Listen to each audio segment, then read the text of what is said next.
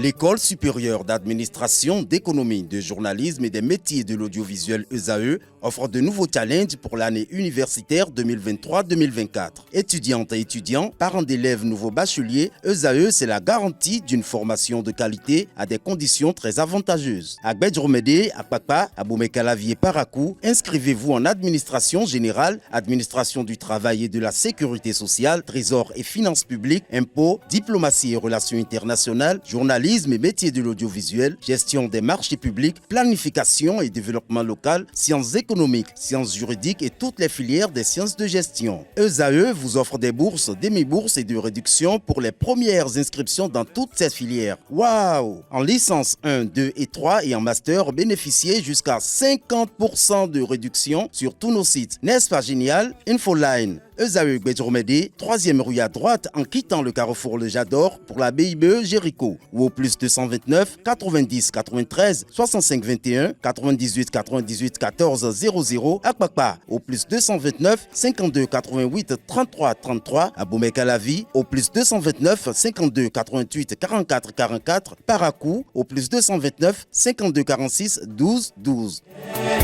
ESAE, l'excellence à un nom.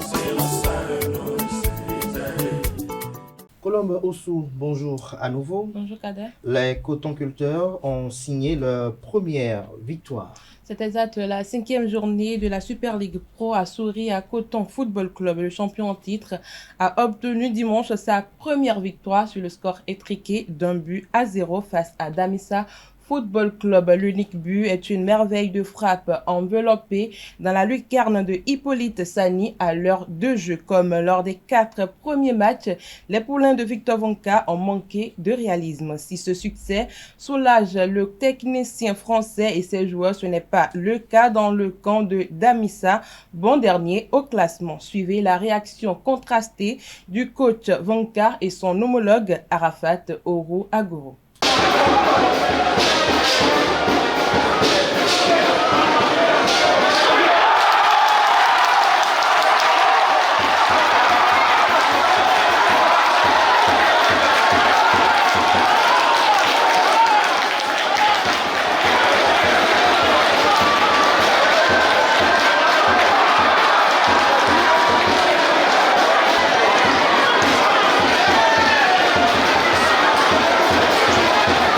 Le réveil, pour moi, il n'est pas d'aujourd'hui. Il est aujourd'hui parce qu'on a gagné. Mais dans les 3 matchs qu'on vient de faire, et notamment les 2 à l'extérieur, c'est la même chose. On devait, à la fin du match, moi je suis fou parce que bon, on fait 0-0 et 1-1, mais on doit gagner tous les jours. Donc c'est sûr que de gagner peut-être avec moins d'occasions, la manière peut-être un peu plus difficile, ben, ça permet aux joueurs de souffler grand. Et puis après, de prendre un peu plus de confiance parce que tu vois que dans le match, il y a de la précipitation, il y a un peu le manque de confiance et tout. Donc, ils avaient besoin de ça parce qu'ils doutaient aussi, parce que c'est normal. Tu fais 4 matchs, tu n'as pas encore gagné. Tu te dis, pétard, quand est-ce que ça va arriver? On a des occasions, on ne marque pas. Donc, moi, cette semaine, j'ai été assez positif avec mes joueurs. Je les ai encouragés, j'ai parlé beaucoup avec eux. J'ai travaillé beaucoup des coups de pied arrêtés, des phases offensives, la circulation du ballon et tout, pour qu'il soit le meilleur possible et dans la confiance pour pouvoir le répéter sur le terrain. Et je pense que même si tout n'a pas été parfait, il y a eu de bonnes choses quand même. Sur un manque de concentration, là on a pris un but, c'était trop facile parce que l'adversaire en face n'a pas été au-dessus pour dire qu'il a eu compétent les meilleures occasions que nous, non. Mais là, le but, on a été un peu fébrile par rapport au positionnement, donc c'est ça qui nous a coûté ce but. Quand tu regardes le match de ce soir, ils ont une occasion dans le match, une occasion. Ils ont failli marquer. Nous, on en a en première mi-temps 3 ou 4. Le match doit être plié à la mi-temps. Et on peut se retrouver qu'à 1 de nouveau. Bon, notre gardien est sur la trajectoire, il la place en plein milieu du but. Bon, ben, notre gardien est là, tant mieux. Je pense que la victoire est quand même méritée. Je pense que nous allons plus travailler sur l'aspect psychologique et puis continuer le travail. Et s'améliorer surtout compétence sur les derniers gestes et puis essayer de revoir le dispositif défensif aussi, c'est ça. À présent, nous allons suivre les impressions du coach de Sobemap après le nul face à Espoir de Savalou. C'est exact. Pour le compte de cette cinquième journée, toujours l'AS Sobemap s'est accroché avec Espoir de Savalou au stade Omnisport d'Avrancourt. Au terme de la rencontre, les deux équipes se sont séparées sur le score de 1 but partout. Moukaïla Yessoufou, entraîneur de l'équipe des manutentionnaires, donne ses impressions au micro de Anel Dohou et Leandro Kodo. L'adversaire ont piégé certains parmi nous. Ils nous ont provoqués, on a tombé dans leur piège, on n'a pas s'énerver. Ce qu'on ne devait pas faire. Donc ça a fait que certains ont quitté le match et ils ont profité pour marquer le seul but. C'était pas un consigne. Bon, c'est arrivé comme ça. La prochaine journée, nous allons recevoir toujours le pan d'Adja à la maison.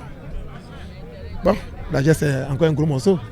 Nous allons essayer quand même d'aller chercher les 3 points. On s'intéresse également dans cette matinale au compte rendu du match AEMA d'Adja FC. Oui, Kader, à Pobet, samedi dernier, les sociétaires de la SONEB ont battu les protégés de Pedro Ayemar sur le score étriqué d'1 but à 0. Le compte rendu du match avec notre reporter. L'un des matchs les plus attendus de cette cinquième journée de la Super League professionnelle de football du Bénin a tourné à l'avantage de Dadje Football Club. Sur leurs propres installations, les protégés de Pedro Ayema ont essuyé leur deuxième défaite face à Dadje FC sur le score étriqué d'1 but à 0. Un but qui est intervenu à la 75e minute de jeu.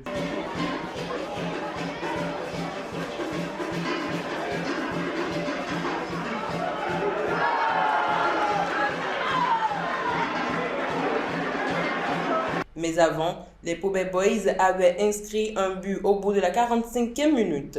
Le but est invalidé par l'arbitre central pour faute de main.